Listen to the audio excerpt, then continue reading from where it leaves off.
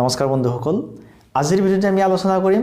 1998 চনৰ পৰা 2000 চনলৈ মেট্ৰিক পৰীক্ষাত হোৱা কাৰেক্ট টেন্স সমূহৰ বিষয়ে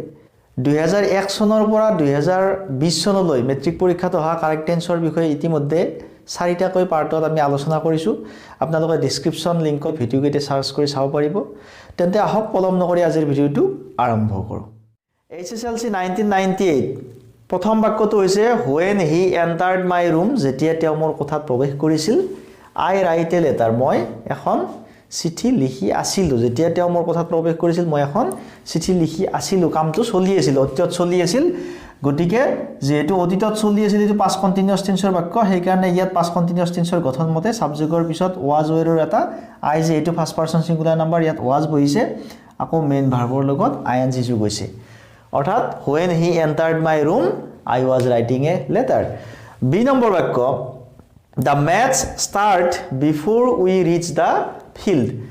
match start খেলখন আৰম্ভ হৈছিল before আগতে we reach the field আমি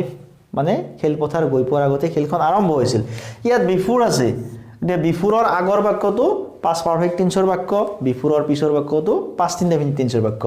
ইয়াত যেহেতু before ৰ আগত the match আকৌ কাৰেক্ট টেন্স কৰিব দিছে গটিকে এইটো past perfect tenseৰ বাক্য past perfect tenseৰ গঠনত সাবজেক্টৰ পিছত কি থাকে had আকৌ মেইন ভাৰ্বৰ past participle start ভাৰ্বৰ past participle started the match had started before we reach the field C number বাক্য it is time you go home এতিয়া আমি আগতেও কৈছো যে it is time থকা বাক্য কি হয় it is time থকা বাক্যটোত পিছৰ ক্লজটো সদায় past indefinite tenseত লিখিবলৈ ইয়াত যেহেতু it is time আছে ইয়াৰ মেইন ভাৰ্বটো past ফৰ্মত লিখি দিলে বাক্যটো কাৰেক্ট টেন্স হৈ যায় it is time you went home Hslc 1999 প্ৰথম বাক্য we shall wait here আমি ইয়াত অপেক্ষা কৰিম until he come back তেওঁ উভতি নহলৈকে আমি ইয়াত অপেক্ষা কৰিম ইয়াত until আছে untilৰ আগৰ বাক্যটো future indefinite tenseৰ বাক্য তে পিছৰ বাক্যটো present indefinite tenseৰ বাক্য হ'ব present indefinite tenseৰ বাক্য কাৰণে ইয়াত কি লিখিছো আমি সাবজেক্টটো লিখিছো সাবজেক্টৰ পিছতে মেইন ভাৰ্বৰ লগত এটা as দিছো এই কাৰণে যে subject he to third person singular number তৃতীয় পুৰুষৰ একবচন সেই কাৰণে মেইন ভাৰ্বত এটা as যোগ হৈছে বি নম্বৰ বাক্য when he came in যেতিয়া তেওঁ ভিতৰলৈ আহিছিল I write a letter মই এখন চিঠি লিখি আছিলো যেতিয়া তেওঁ ভিতৰলৈ সোমাই আহিছিল বা ভিতৰলৈ আহিছিল তেতিয়া মই এখন চিঠি লিখি আছিলো মানে কামটো চলি আছিল অতীতত কামটো চলি আছিল past continuous সাবজেক্টৰ পিছত was তাৰ পিছত মেইন ভাৰ্বৰ লগত ing when he came in I was writing a letter next Hslc 2000 প্ৰথম বাক্যটো আছে he walked across the road when a scooter hit him যেতিয়া এখন স্কুটাৰে তেওঁ খুন্দি আছিল সেই সময়ত তেওঁ ৰাস্তাটো পাৰ হৈ আছিল অৰ্থাৎ কামটো চলি আছিল যেতিয়া স্কুটাৰ এখনে তেওঁ খুন্দি আছিল তেওঁ ৰাস্তাটো পাৰ হৈছিল ৰাস্তাটো পাৰ হৈ থকা সময়ত তেওঁ স্কুটাৰ এখনে খুন্দি আছিল ইয়াত এইটো past indefinite tenseৰ বাক্য এইটো past continuous tenseৰ বাক্য past continuous tenseৰ বাক্যৰ গঠন মতে কি হ'ব সাবজেক্টৰ পিছত was ৰ এটা আকৌ মেইন ভাৰ্বৰ লগত ing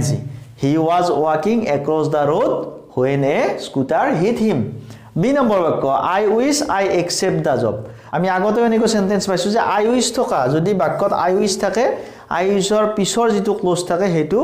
past indefinite tenseত লিখিবলৈ অৰ্থাৎ মেইন ভাৰ্বটো past ফৰ্মত লিখি দিলে বাক্যটো কাৰেক্ট টেন্স হৈ যায় I wish I